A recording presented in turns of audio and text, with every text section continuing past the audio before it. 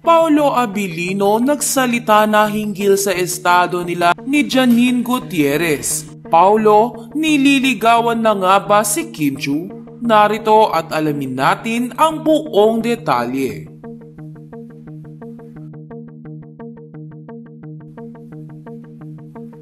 Usap-usapan ng latest post sa Facebook ni kapamilya aktor Paolo Abilino. Ito nga ay matapos mapansin ng netizens na tila tungkol sa buhay pag-ibig ng aktor ang kanyang latest post. Ibinahagi kasi ng aktor ang larawan nila ni Janine Gutierrez na kuha sa kanilang pinagsamahang pelikula.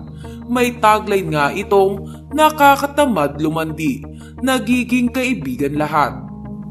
Dahil naman sa naturang tagline ay hindi maiwasang isipin ng netizens na patungkol ang post na ito ni Paolo sa nasasabing meron silang relasyon ni Janine Gutierrez. Ani ng netizens ay tila nililinaw at kinaklaro ni Paolo Abilino na magkaibigan lang sila ni Janine Gutierrez. Samantala, dahil dito ay maraming Kim Pao fans ang nagsasabi na si Kim Chiu ang nililigawan ngayon ni Paolo Abilino. Bukod kasi sa pabulaklak ni Paolo kay Kim noong Valentine's ay binabasehan din nila ang love language ni Paolo kay Kim Chiu tuwing naiispatan sila sa publiko. Gayunpaman, hindi naman nagmamadali ang Kim Pao fans kung meron na talagang namamagitan kina Paolo Abilino at Kim Chiu.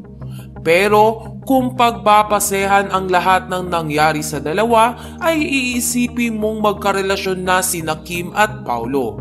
But again, only time will tell kung magkarelasyon na ang dalawa. Ang mahalaga ay masaya sina Kim Chiu at Paolo Abilino sa tinatakbo ng tadhana para sa kanilang dalawa.